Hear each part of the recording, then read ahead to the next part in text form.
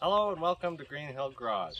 In today's video we're going to be taking our 1948 Farmall M here and converting it from 6 volt to 12 volt. Now in order to do this we're going to start by removing our exhaust muffler and our air intake. It's kind of a little pre-filter. Doesn't really do much as far as I can tell, but a lot of them have them.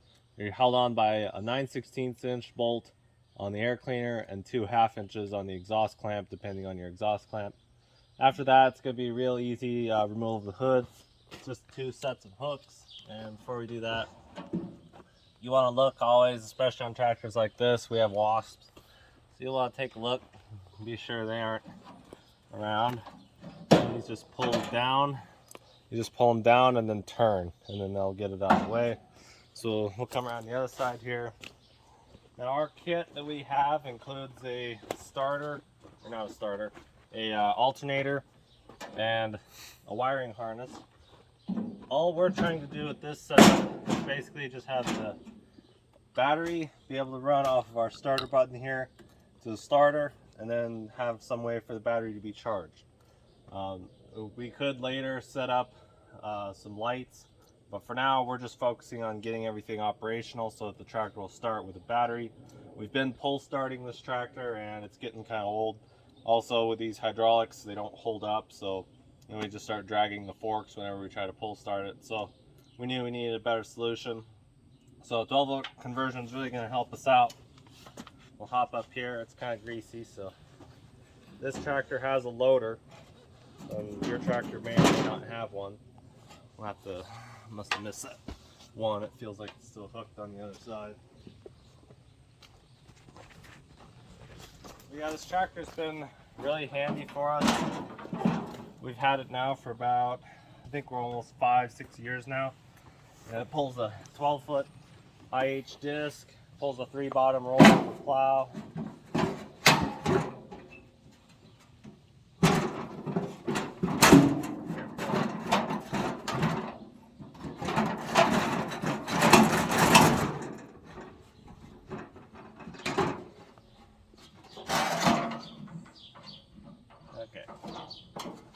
So then you can just kind of tilt this up and out of the way. It looks like we had a bird try to build a nest in here, which isn't uncommon.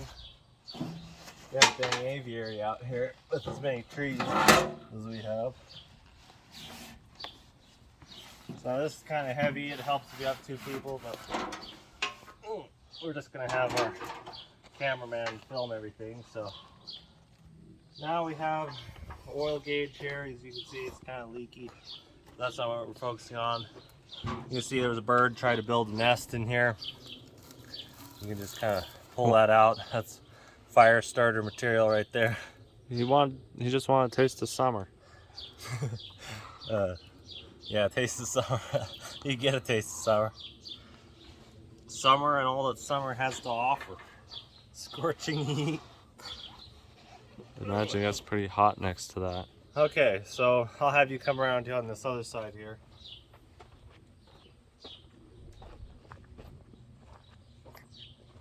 Now, as you can see, right now we have a 6 volt generator.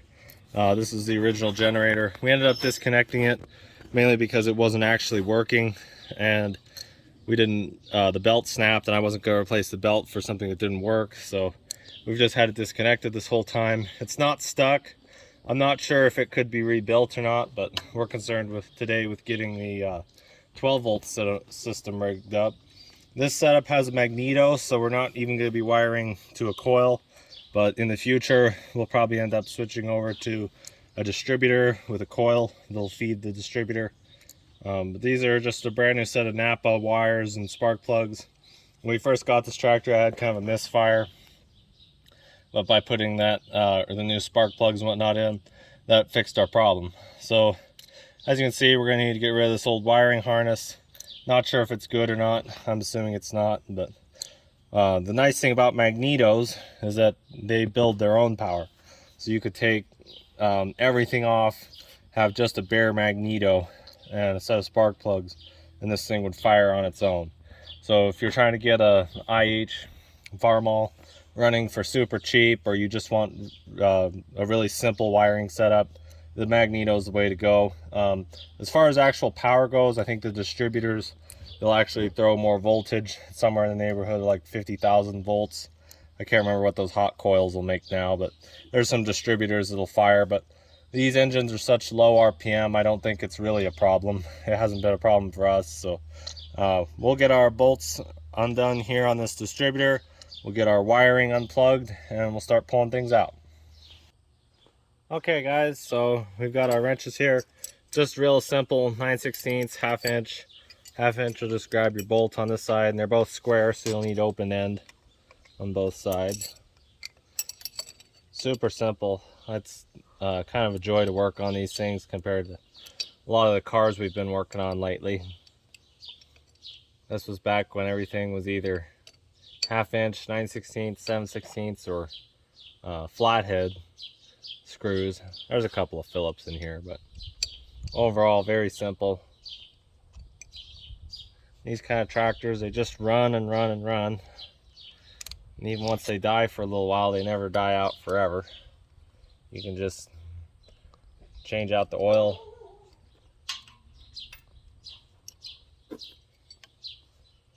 throw fresh fuel in them, and usually they'll fire right back up. We'll see if this is okay. We got to figure out, since we're still running our magneto here, we've got to figure out which wire we're going to need to keep, because we've got a shutoff switch up there. So we'll need to keep our shutoff switch to the magneto.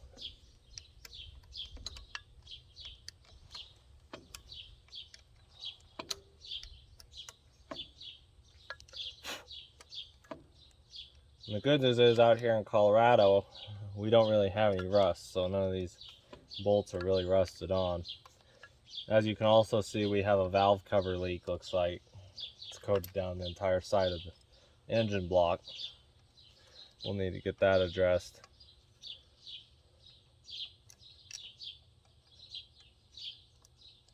Okay, got these two wires off. Earlier we sprayed the wasps on this thing. They all get in the front axle, and they can be a real pain in the butt around here.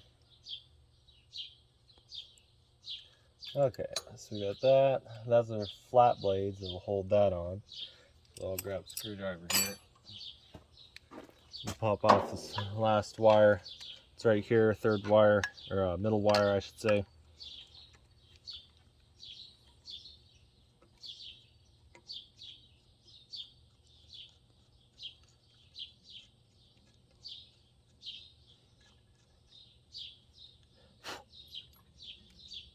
There goes our little square piece. I heard that fall, but we're not going to worry about it for now. I can see it, so it's not gone forever. Alright, now we'll finish pulling another square nut off of here.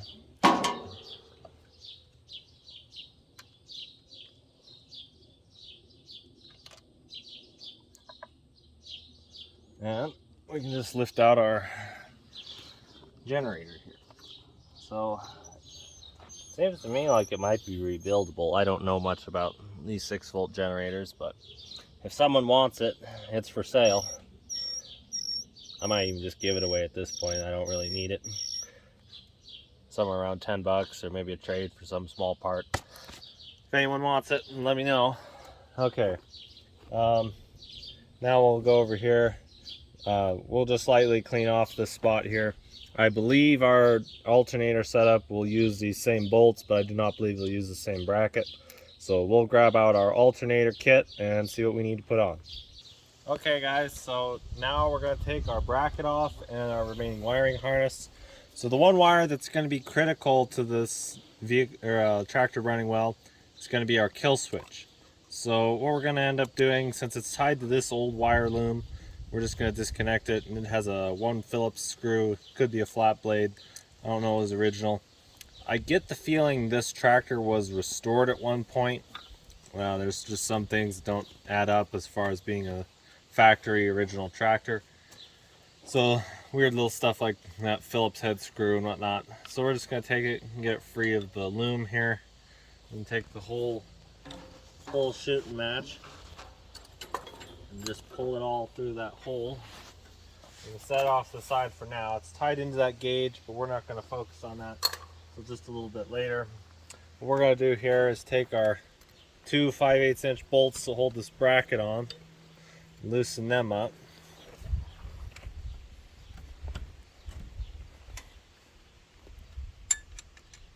Once they come loose, there shouldn't be anything else holding it. We have this one bracket, and we'll see if we need to pull it. It may require it to be used, but we'll pull our kit out here in a second after we pull these two bolts, and we'll be able to see if we need them. So I'll get the bolt out, guys, and we'll open up our new kit. Alrighty guys, so we've got our J&N 6 volt to 12 volt conversion kit for Farmall's H's, M's. Should be also for Super H and Super M, but I'm not 100% certain. As far as I know, they were pretty darn similar, so that should probably apply to those. So we have our wire here. I already cracked this open, so don't worry about that. Everything in this wire loom is still here. It's all from Atlantic parts. Then we've got our bracket here that's going to hold the alternator on. It looks like we also have the adjustment as far as we'll hold the alternator and allow us to adjust the tension on the belt. So we've got this. We've also got our mounting bolts here. We'll need to check. I believe those are the bolts that are going to hold this to the tractor, but we'll check again just to be sure. So we've got that, our wire. We've also got our resistor here, and this resistor is going to be used for if we convert to distributor. Today we may just put it on the tractor, but I don't see us actually using it since we're not converting to a distributor right away. But that's going to be critical if you are running a distributor. This resistor basically steps down the voltage so you don't fry your distributor or your coil. And then the biggest part of this whole setup is going to be the alternator. Now I picked this setup off of eBay for I think around $140. If I remember right, and that was about a year ago, and it's just taken us this long to get around to it. But we'll take our alternator here, set it down, and we've even got instructions, so actually shows how to locate and how to set the tension. So this doesn't look like it's very specific to the actual Farmall M, but we've got that. Then we'll pop open our alternator. I'm hoping it was a one-wire alternator. They come in several different configurations, but one wires are the easiest because they're all self-contained as far as the regulator and everything. So these boxes are not easy to open, and I should probably cut it open, but it seems like it's opening, so. Okay, now we've finally gotten down to the most critical part, other than the battery, which we'll show you our battery here in a minute. And this is the alternator. So this little guy here is what's going to give us, keep our battery alive. And the good news is this is a one-wire alternator. Everything is self-contained. This is a self-exciting battery, or a self-exciting alternator, meaning as soon as this starts spinning above a certain RPM, it will start charging. I think it's around 850 RPMs for something like this. Other alternators, they excite at around 950, I believe, is when they start charging. So it's a 30 amp at about 900 and 60 amp at about 3000 RPM, if I remember the specs correctly. But this will definitely do for what we're doing. In the future, we plan on adding an electronic power steering unit to this tractor. I saw it in the Farm Show magazine. A guy took electronic power steering unit off a Saturn Vue. I don't remember what year, but the Saturn Vue's power steering is a straight through shaft design. So he just modded up a bracket here off of this piece and allowed him to put that whole unit, stab it on through, and have electronic power steering. Because the only other option would be hydraulic, and the lift-all pump is not capable of supporting that. You could mount a hydraulic pump up here, but since this tractor doesn't have one, and those ones really didn't move that many gallons per minute, so they weren't all that great, and it kind of cluttered up the engine bay there. so the electronic one would be the easiest way to go. This alternator will definitely support that, so that's going to be nice. So we'll get the new bracket in, guys, and we'll get our alternator mounted. So now that we got our bracket installed here, we had bolted in. Managed to drop one of the bolts, and it was one of those deals where I heard it fall, but I only heard it clink once and never heard it hit the ground, and so it's just disappeared in the thin air. So we just had to get another bolt. The good news about these Farmalls is, of course, they're all standard bolts, so you can just dig around through your spare bolt supply and it'll actually have one, unlike the metric stuff on all the automobiles. So since we got our bolt here with kind of a ghetto washer setup, we'll have to keep an eye out for another bolt in the future. But we got to get rid of this bracket here. In order to do that, you'll see this bolt right here off this thermostat housing is too long to fit. So we got to pull our valve cover, get that out of the way.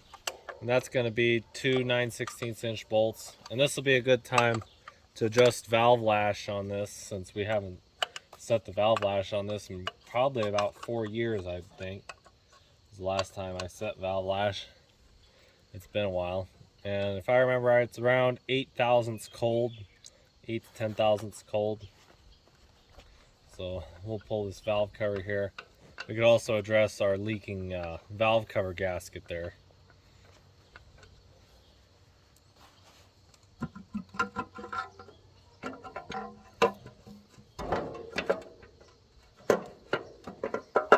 We might have to thread that back in. Believe it or not, it won't clear that little bolt. Okay, maybe it'll clear. Still no cigar. It's amazing how one little bolt can hold everything in. Alright, there we go. Actually looks pretty good. I don't see a lot of burnt on crust.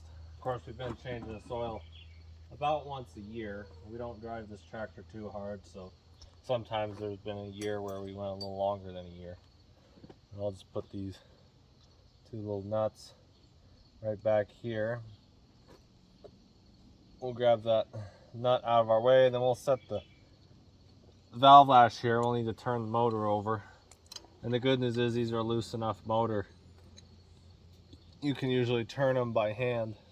So you can see it's just a 1/2 inch bolt holding on there. We won't be reusing that. Our bracket already comes with a pin to hold the alternator off of here, so we won't be reusing this. So we can just thread that bolt back in. I'll set that off to the side. Again, if anybody wants this generator, let me know. You can contact us. We have a business email on our channel, or just let me know in the comments so I can get you our business email. We won't be able to ship you anything, although we might be able to ship you some. You never know. If it's cheap enough, I'll take a look at the rates. It'd probably be cheap enough to ship something. Okay, so now we got the skeeters after us. It'll be a great time to adjust valve lash. We're going to look for the ones that are on open, and we're going to check the lash on them. You can see the ones that are closed. Basically, whichever ones are open, we'll be able to grab out our feeler gauge. And this is our same old rusty feeler gauge we've had for years. See if we can find 10 thousandths. There's 8 thousandths, there's 10 thousandths.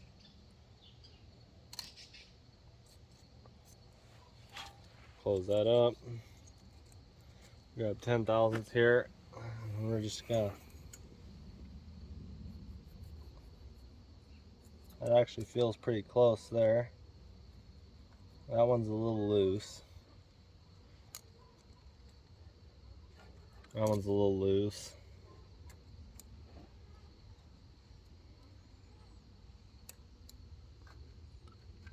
That one's a little loose. So we got some loose ones here, but it doesn't take too much to adjust these.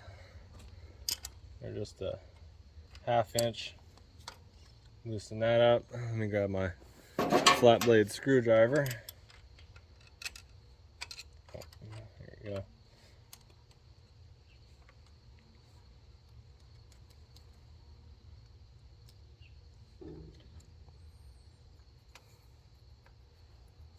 We'll go until it just starts to feel some friction. And then we'll take it, lock it down, and we'll pull it out. We'll just repeat that process for all of our rocker arms here.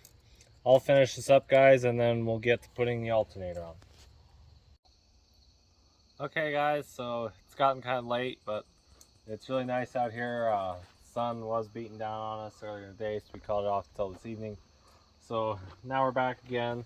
We got our alternator on. This is still the same day, by the way. It's not like it was 2 different days. It was in the evening. So we've got our wiring harness here, and we'll run this wire here. This is going to be our lead wire from our battery, and this wire is supposed to go to the distributor, but we don't have a distributor. So we're just going to set it off to the side here. It's not going to be tying to 12 volts, so it doesn't matter if it touches anything. It's not going to contact. So we have got that set there. We need to adjust our bracket. They gave us several washers to act as shims to adjust. Unfortunately, the bolt they provided us does not work for this, so we're going to need to find a different bolt. And also they did not provide us with a belt, so we're going to need to find a custom sized belt to fit on that groove. So we won't be able to get it to charge this evening. But what we're going to do next is we'll come around. I ran the wiring harness through the hole over here.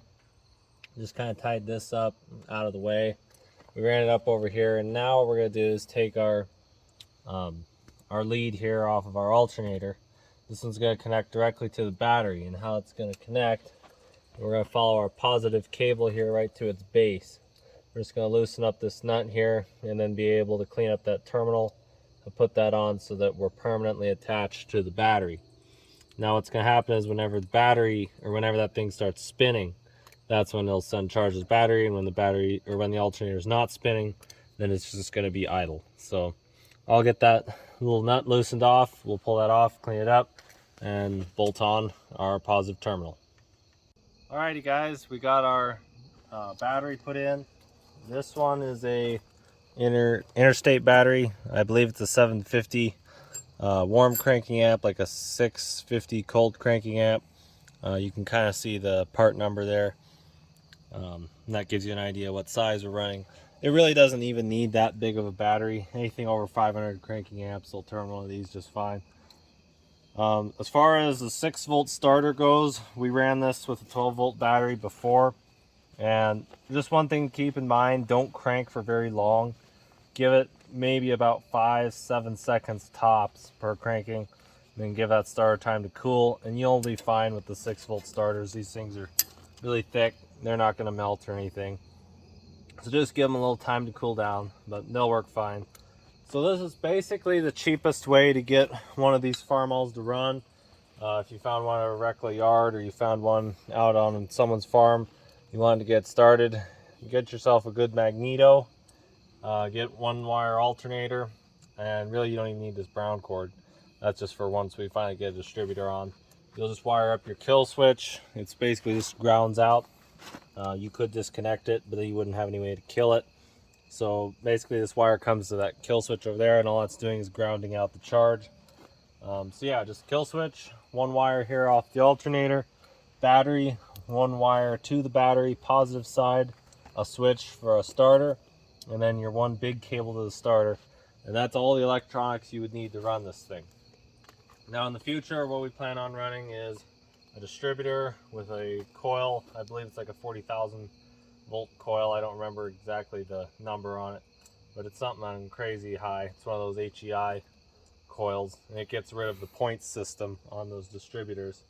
It's a really good upgrade, but then you need to run a resistor. That's not going to be for today, so we're going to get everything buttoned up here. It'll probably be in the morning when we see you guys then, but tomorrow we'll get this 1 bolt here tied in. We also need to find a belt for our alternator, and then we'll be ready to try to start the tractor up. Okay guys, we're back. It's the next day. Wanted to do it in the morning, but we ended up having to do it in the afternoon. So what we did is we went to our hardware store, picked up a 33-inch belt. Fits a little snug. I would have preferred a 34. We would have had more adjustment, but the 33 works. And in order to pull this belt apart, you had to take the fan off.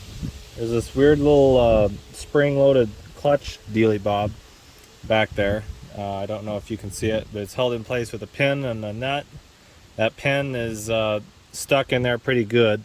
So we just did it. We were able to pop this thing off with that thing stuck out about that far, and we can't get far enough back in. So I just hammered it down to where it won't come off, and we're just going to ride with that and see what happens. So this, you pull that off, and then there's 4 bolts, and 2 of them have springs there to kind of hold that weird little clutch assembly in. And then we got an aluminum hub here. It's all greasy. You couldn't tell it was made of aluminum.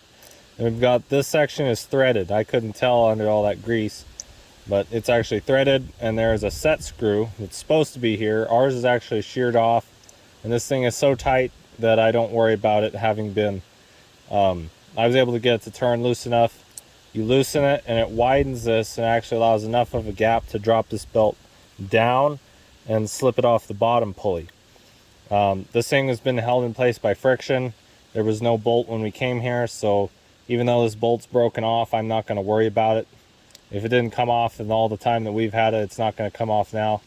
So we got this belt on. We really needed a new one, but no one had one, so we just got to get the project going because we got to move hay. So we got this here, belt on.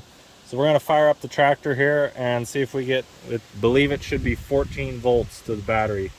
The interesting part, that alternator is rated to kick on about 1200 RPM is its self-exciting RPM. The one thing they said is if you can't get the tractor high enough RPM, then you may need to wire in. There's another little plug here on the top. It's a little black piece, and that's where you could wire in 12 volts to manually excite it. But I think what we've got here is like a 3.5 inch pulley, and the pulley on the alternator is a 1 inch. So I believe, even though those Farmall M's are really low RPM, I think the red line on this thing's like 1500 RPM, super low red line. But these things are just torquey all get out. So I think even though red line's at 1500 RPMs, I think it'll self-excite because of this ratio here. What else could I say? I was just looking, guys, at how thick all this is. This thing only makes, I think, 38 or 40 horsepower Nebraska test. I've got a book, an old book from Nebraska test. I think this drawbar horsepower is like 38. Boy, someone's really going at it. Yeah. That sounded pretty healthy. But even for 38 horsepower, guys, if you look at just how thick and how heavy this engine is, you look at these modern tractors, and sure, they're making 38 horsepower, but they got a little lawnmower engine. It's like 3 cylinders, and it's tiny. There's just no weight to them. So even though they're making 38, they're not pulling. And I don't know that there is any modern tests anymore like Nebraska. So I think, yeah, they're making 38, 40 or so, but it's 40 at the flywheel, not 40 drawbar. Because I really like these M's. If you come around here, you see what I mean. Everything back then, they just built it solid. That is just solid metal. And that's what gives you really good weight on these things. So yeah, that's just one of the neat things about these old Farmalls. So I'll fire it up, guys, and we'll see if we're making 14 volts. So guys, we always been running lead in our tractors, just because that's what they used to have back in the day. They had leaded fuel. But we haven't been able to find lead or anything like it for a few years now. Last bottle of, we found lead substitute. They used to sell Motor Medic, sold lead substitute. We haven't been able to find that anywhere now. So the other day, well, I'd say that it's probably about 2 years ago, we picked up one of these bottles and tried it in an ATV that we had, and the result was almost instant. We're not sponsored by Lucas. We would like to be. Lucas, if you're watching, send us some free fuel additive. Anyway, this stuff works really well. What we found is it lubricates the upper cylinders. It actually does it. It's not just a gimmick, and it works really well for cushioning those valves. Because if you know anything about those older tractors, they have kind of soft valve seats, so you need a little bit of cushioning on them. The lead, what lead did was it increased the compression ratio. These motors are fairly low. I think it's like maybe a 7-to-1 or 6-to-1. It's a very low compression. So lead really helps them out. This does not do anything for compression. You just have to get a different set of pistons. I believe there's a high altitude piston, is like an aluminum flat top, and that's how you could get more compression out of an M motor. But so far this has worked really well for us. On ATVs, it's kind of surprising how just by getting rid of some friction on the top of the piston, you actually really free up some power and make it run better. Usually you notice that idle is when it runs better. It doesn't feel quite so sticky. So we just put just a little squeeze in there, and that works pretty well. If we're going to leave the tractor for a while, then we'll throw some fuel stabilizer in. The ethanol, you really want to run some kind of a stabilizer for ethanol if you're going to leave it for a while. We're getting ready to work with this tractor, so we're not even going to bother with the ethanol problem right now. So we'll go get some fuel in and we'll fire that tractor up. And now.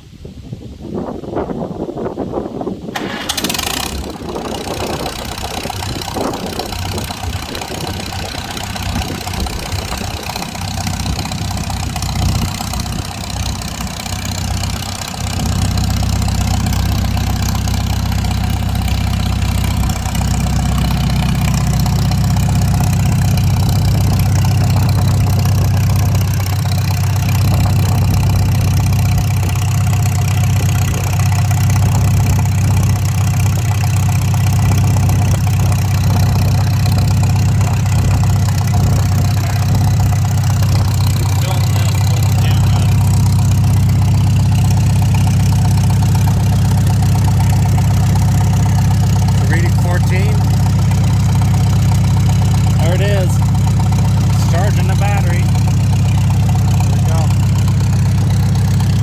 We did it, guys. Charging the battery. Working like it should. So we're just going to take the tractor, pressure wash it, put everything back on.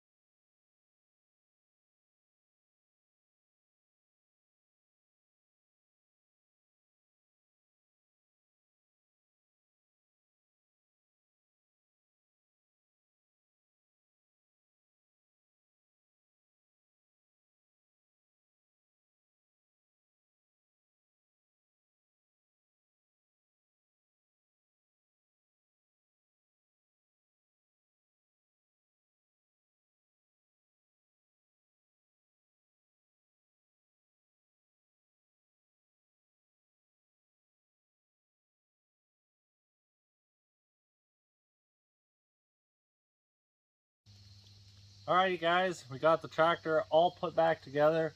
We have our hood all back on, all the clamps, everything. The cool part about this kit, you can't even tell that this tractor has been converted. It sits nice and flush under the hood. I've seen some kits where you actually have to cut a notch and bend it out so you can fit an alternator. I really don't like those because I don't like messing with the sheet metal. I prefer the sheet metal to stay as original as possible. Another thing, I don't know if I ever told you guys on the channel, but I believe this tractor has been rebuilt at some point in its life, and very recently. We acquired this tractor from one of Dad's real estate deals.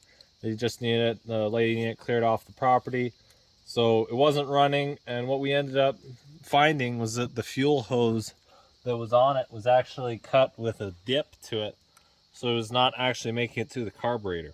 I don't know why they put such a long hose on it, but after about half a tank, the fuel just wouldn't make it to the carburetor.